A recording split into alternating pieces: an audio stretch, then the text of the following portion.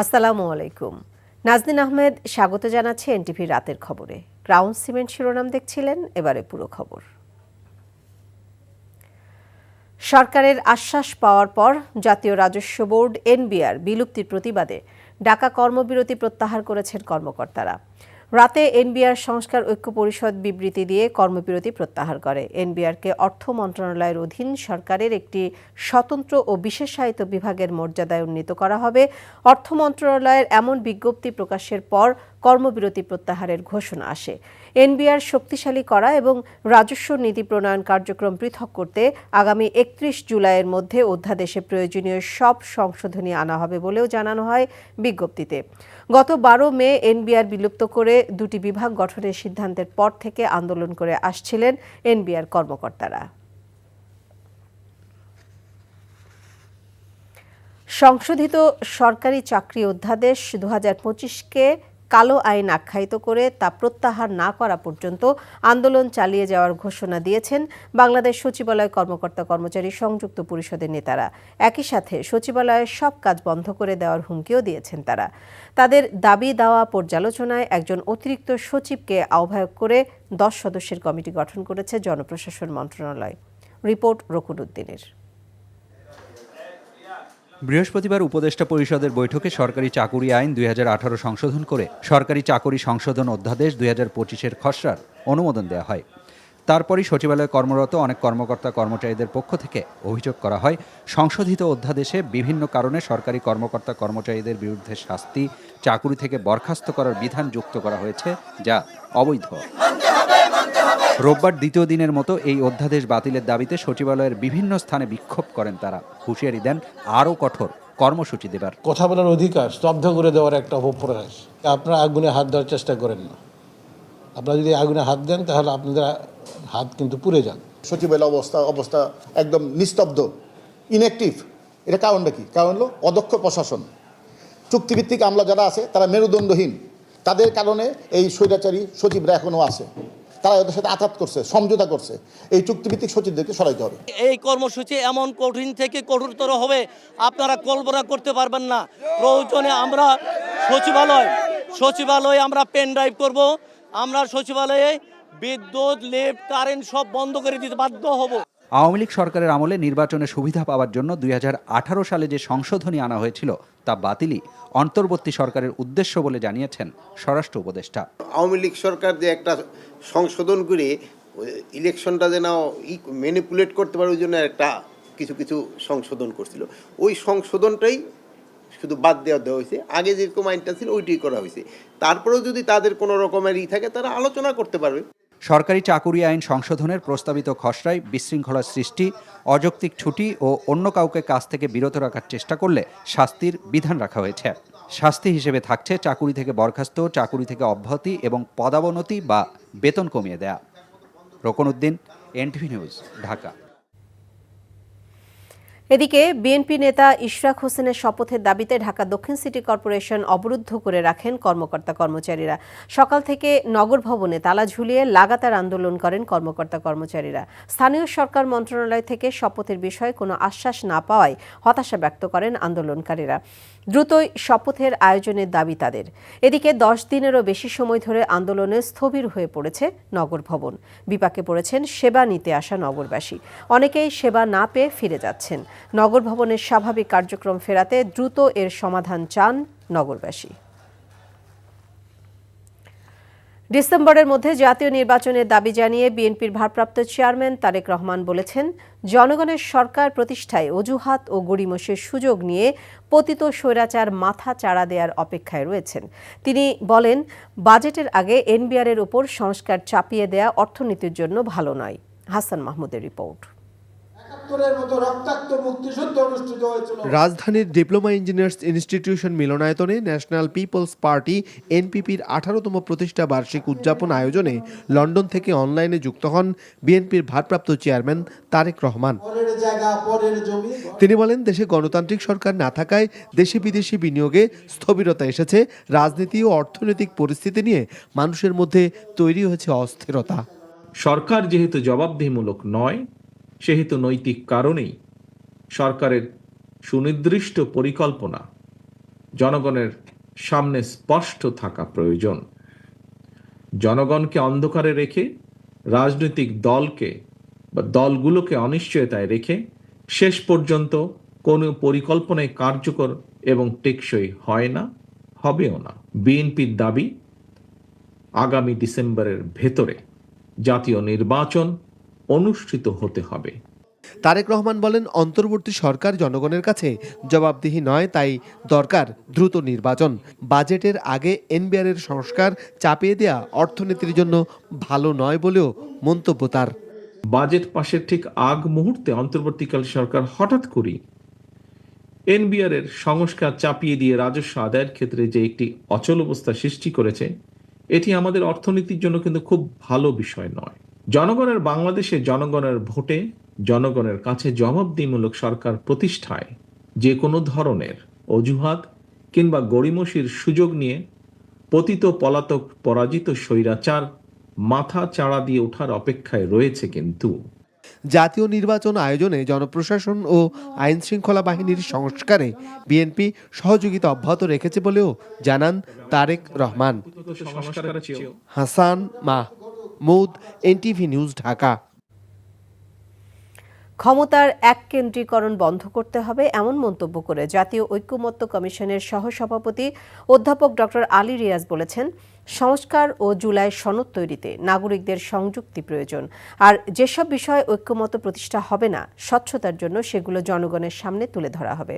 ফাহাদ মোহাম্মদের report.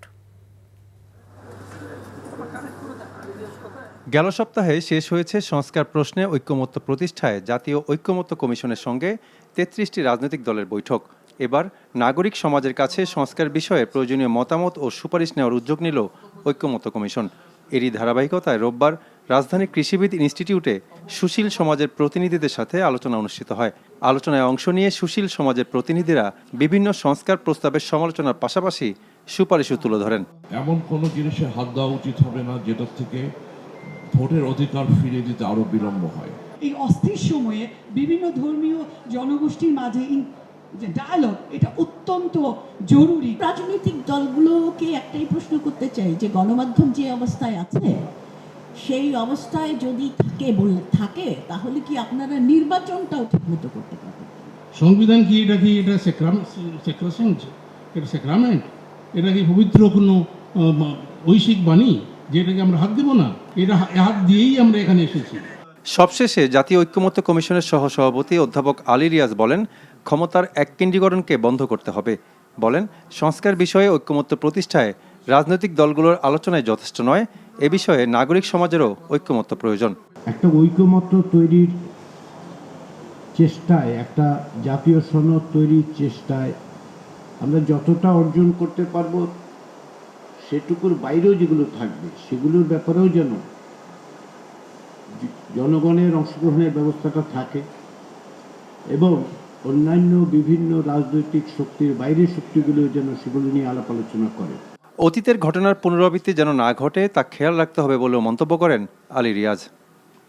Fahad Mohammad, NTV news, Dhaka.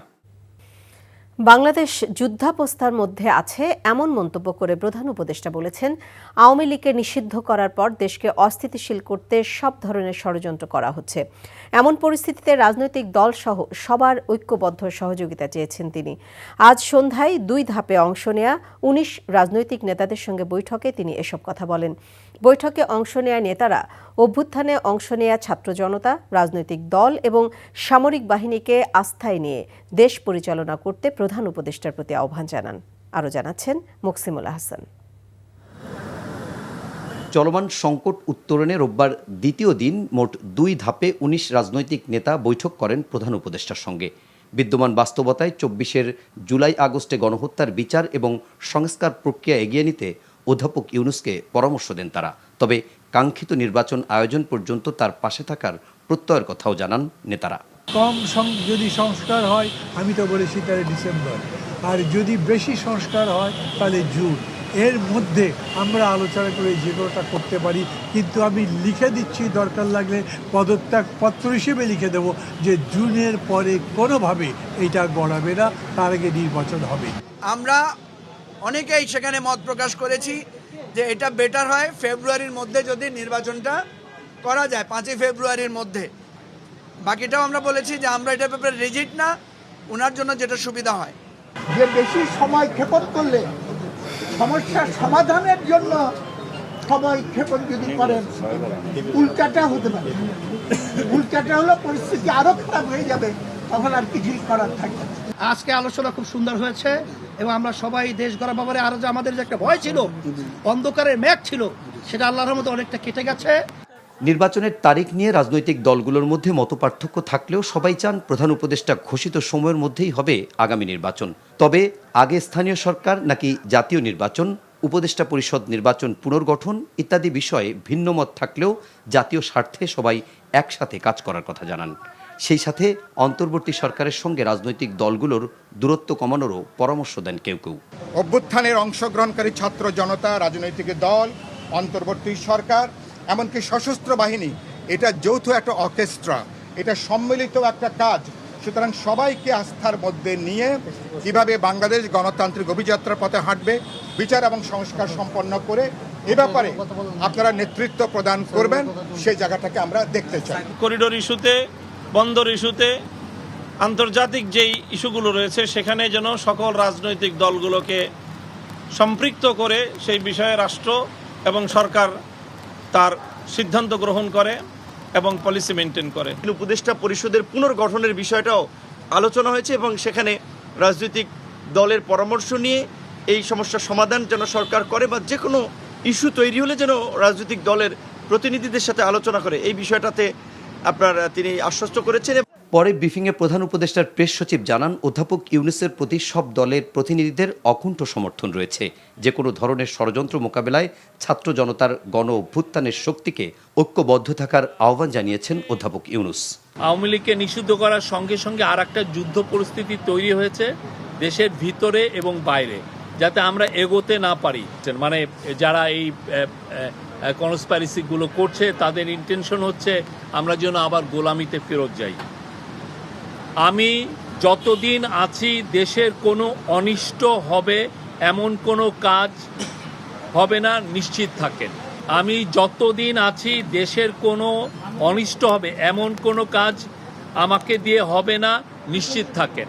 একই সঙ্গে তিনি জানান, 2 দিনে অংশ নেয়া সব রাজনৈতিক দলগুলোকে তার প্রতিশ্রুতি পুনর্ব্যক্ত করে প্রধান উপদেষ্টা আশ্বস্ত করেছেন যে কোনো পরিস্থিতিতে আগামী জাতীয় নির্বাচন হবে 30 জুনের মধ্যেই। Muksimul Ahsan, NTV news, Dhaka. গত বছরের চেয়ে 5 টাকা বাড়িয়ে প্রতি বর্গফুট লবণযুক্ত গরুর চামড়ার দাম রাজধানীতে 60 থেকে 65 টাকা এবং রাজধানীর বাইরে 55 থেকে 60 টাকা নির্ধারণ করা হয়েছে। আর ছোট গরুর চামড়া ঢাকায় 1350 ও ঢাকার বাইরে 1150 টাকা নির্ধারণ করা হয়েছে বলে জানিয়েছেন বাণিজ্য উপদেষ্টা Sheikh Bashiruddin.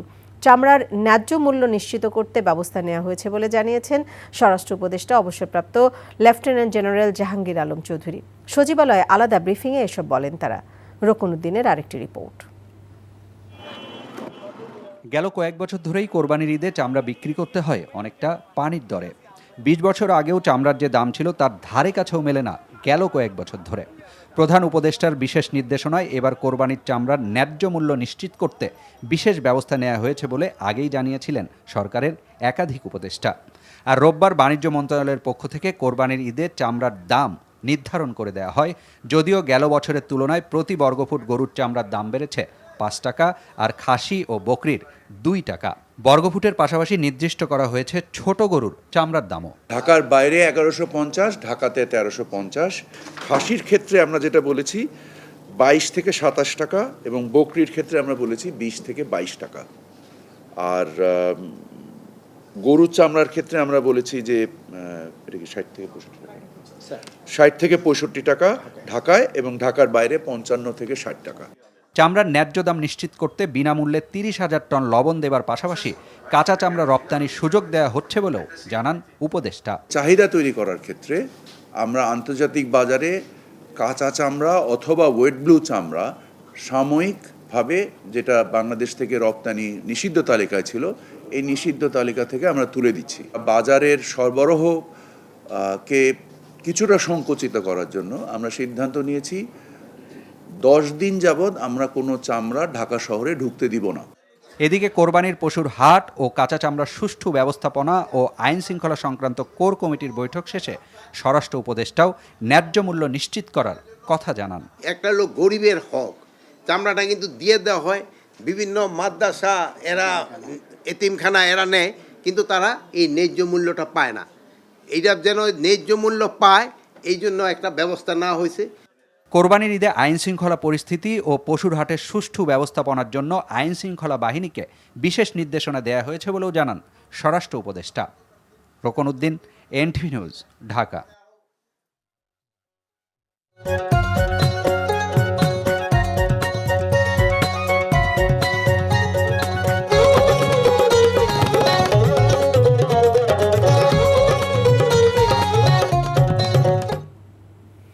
Concha fridge presents কোরবানি পশুর হাটের খবর।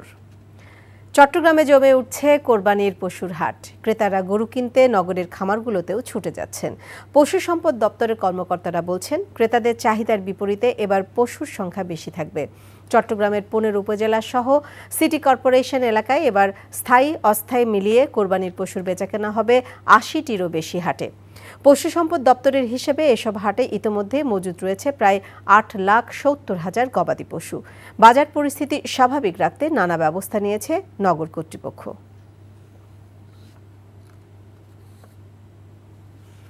আসন্ন ঈদ উল আজহা ঘিরে চলছে শাওমির 10 কোটি টাকা সমমূল্যের উপহার সহ ঈদ উইথ শাওমি ক্যাম্পেইন। ক্যাম্পেইনের আওতায় শাওমি স্মার্টফোন কিনে পুরস্কার হিসেবে পেতে পারেন 5 লক্ষ টাকা, মাল্টিডোর রেফ্রিজারেটর অথবা এসি সহ আকর্ষণীয় সব উপহার। 7 মে থেকে শুরু হওয়া অফার চলবে চাঁদ রাত পর্যন্ত। ইতোমধ্যেই আলামিন খান শাওমির ব্র্যান্ড অ্যাম্বাসেডর তামিম ইকবালের হাত থেকে 5 লাখ টাকা পেয়েছেন। ফ্রিজ জিতেছেন আসমা আক্তার ও আকাশ কাজী এবং এসি জিতেছেন আকাশ হাওলাদার ও রানা তাঁতি। এছাড়া যে কোনো শাওমি স্মার্টফোন কিনলে থাকছে Redmi earbuds, T shirt, mobile data offer সহ নিশ্চিত উপহার। গাজীপুরে অনুষ্ঠিত হলো 4 দিন ব্যাপী স্থপতি শিক্ষার্থীদের সৃজনশীলতা ও উদ্ভাবনের ব্যতিক্রমী event Arc Jam 2025 powered by Shah cement. গত 22 মে বাহাদুরপুর রোভার স্কাউটস ট্রেনিং সেন্টারে শুরু হয় এই আয়োজন। এর পৃষ্ঠপোষক শীর্ষ সিমেন্ট ব্র্যান্ড শাহ সিমেন্ট। এতে অংশ নেন দেশের স্বনামধন্য স্থাপত্য শিক্ষা প্রতিষ্ঠানের প্রায় 1000 শিক্ষার্থী।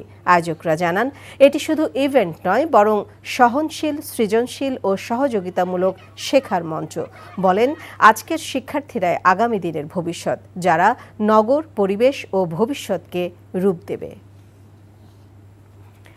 কোরবানি ঈদ উপলক্ষে সনি র্যাঙ্কস বিগ বাজ অফার ক্যাম্পেইনের উদ্বোধন হলো আজ। সকালে রাজধানীর বাংলা মোটরের প্রতিষ্ঠানটির নিজস্ব শোরুমে এর উদ্বোধন হয়। এই ক্যাম্পেইনের মাধ্যমে গ্রাহকরা বিশেষ ছাড় এবং বান্ডেল অফার উপভোগ করতে পারবেন। এছাড়া সনি টিভি এবং সাউন্ড বার বান্ডেল কেনার ক্ষেত্রে 10% ছাড় দেওয়া হবে। অফারটি চলবে ঈদের দিন পর্যন্ত। অনুষ্ঠানে উপস্থিত ছিলেন প্রতিষ্ঠানটির ভাইস চেয়ারম্যান মিসেস সাচিমি হোসেন, ব্যবস্থাপনা পরিচালক mister Ekram Hossain, Sony Singapore regional marketing and development সেন্টারের প্রেসিডেন্ট মিস্টার বে জি হুন সহ প্রতিষ্ঠানটির কর্মকর্তারা। এই ছিল রাতের খবরে। এই খবরের ভিডিও সহ আপডেট জানতে ভিজিট করুন এনটিভি অনলাইন www.ntvbd.com। এছাড়াও এনটিভির জনপ্রিয় সব অনুষ্ঠান ও খবরের আপডেট জানতে ভিজিট করুন আমাদের ইউটিউব ও ভেরিফাইড ফেসবুক পেজ। রাত 1টায় মধ্যরাতের খবর দেখার আমন্ত্রণ রইল। সবাইকে ধন্যবাদ।